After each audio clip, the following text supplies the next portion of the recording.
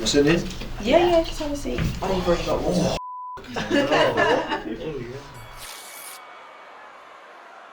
In the spotlight with Jai Opetaia. In your first fight with Bradis, how did you find the mental toughness to fight through having a broken jaw? A lot of pain and sacrifice, you know. It's a lifetime of work.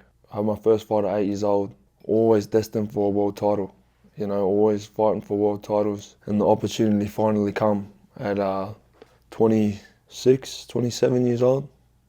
Lifetime of pain and sacrifice for another 2 rounds of a broken jaw. There's no brainer. Keep pushing. Do you think it's a common misconception with fans when they watch a fight and they think it's just one training camp that has led to that moment, when actually it's a lifetime of sacrifices? Definitely. I feel like heaps of people think I'm an overnight success after that sort of stuff, you know, but man, I've had 140 amateur fights and, you know, I think Bradis was my 22nd professional fight, you know, like, man, the journey we have had to get to that world title, it is ridiculous, you know, just come from fucking nothing, just scratching and clawing to get there, you know, so it was an opportunity that we were never going to take away, you know, they had to take me out of that ring. You're a proud Samoan. How has that heritage shaped you as a fighter? It's funny. It's, you know, it's the best of both worlds. We got the culture on my father's side, and then we got the real bogany Aussie on my mum's side. So, you know, it's we learn. You know, we take the good from the bad, and you know, we get to understand two different cultures as well. You know, 2 different lives. So, it's all lessons. You know. What insights did you gain from representing Australia at the 2012 Games at just 16 years old? My whole amateur career, you know, fighting on those world titles and fighting at the Olympic Games at such a young age, fighting on those big stages, it's like your apprenticeship, you know, like even being here in these Riyadh seasons, these big stages and stuff like that, it's not new to me. You know, I've prepared, I've fought the best in the world in the amateurs, you know, fighting in those big arenas, having countries and, you know, thousands and thousands of people there as an amateur, as a young kid. So I feel comfortable here. You know, I deserve to be here. I belong here. You know, I've done my apprenticeship. I've done the hard yards. So, you know, this is where I'm meant to be. How does it feel to be recognised around the world as a fighter? Yeah, it is pretty crazy for someone like me to go somewhere and be recognised like that. But, you know, it's humbling. You know, we're very blessed to be in the position we're at. But like I said, man, we've done a lot of hard work. So everything we have is earned. Which historical cruiserweight champion would you like to have faced?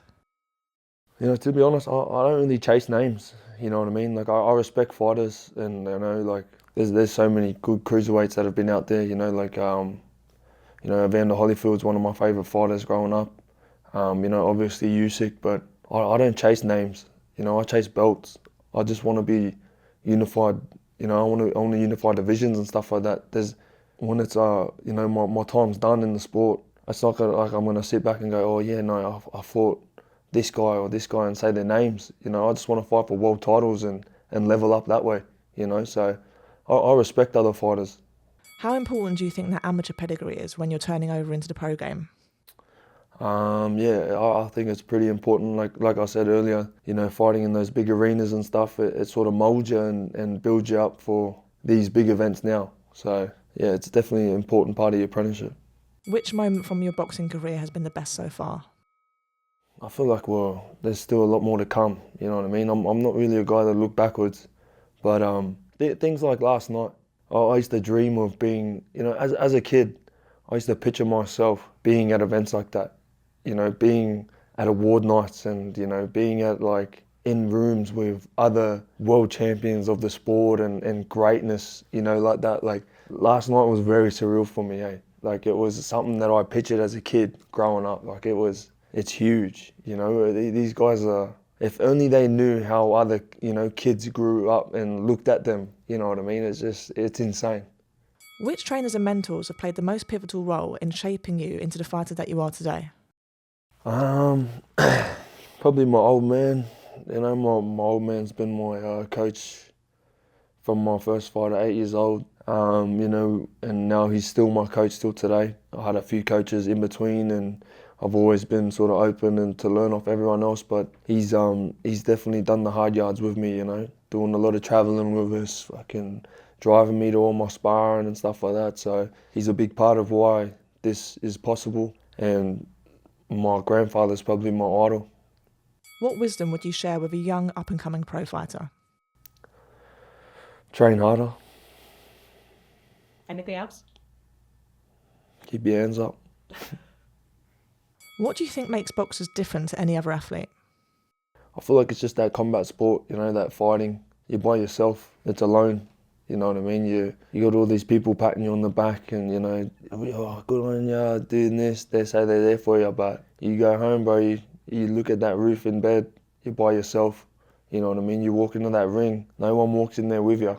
You live and die by your own actions, you know, everything you do, you got to take on the chin for yourself. You know what you've put in for that camp. You know, you gotta take responsibility for your own sort of thing, you know what I mean?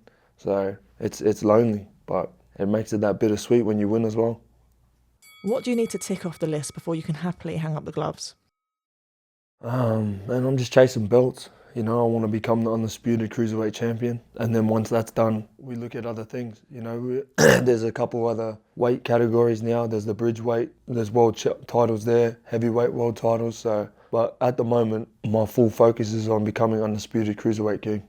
Do you think there's any misconceptions about boxing that fans have?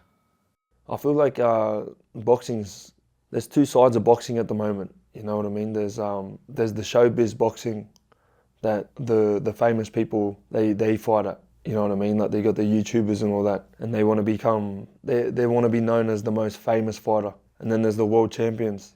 They want to become the best fighter in the world. You know what I mean? I feel like there's a big difference between being the most famous fighter in the world and being the best fighter in the world. When people see me, I want them to say, he's the best cruiserweight in the world. I don't want them to look at me and go, oh, he's a superstar, he's the most famous. You know what I mean? It's two completely different things. So people are getting confused with the showbiz of boxing and the sport of boxing. So, What's your favourite part about being a boxer? honestly, training. I like training. I like progress, getting better, feeling fitter, feeling stronger. You know, the hardest part for me about all this is these interviews. You know, this is where I feel the most uncomfortable, you know, so this is where I got to get better at. But I love training. You know, I've been fighting my whole life. Like I said, I had my first fight at 8 years old, so I'm comfortable in the ring.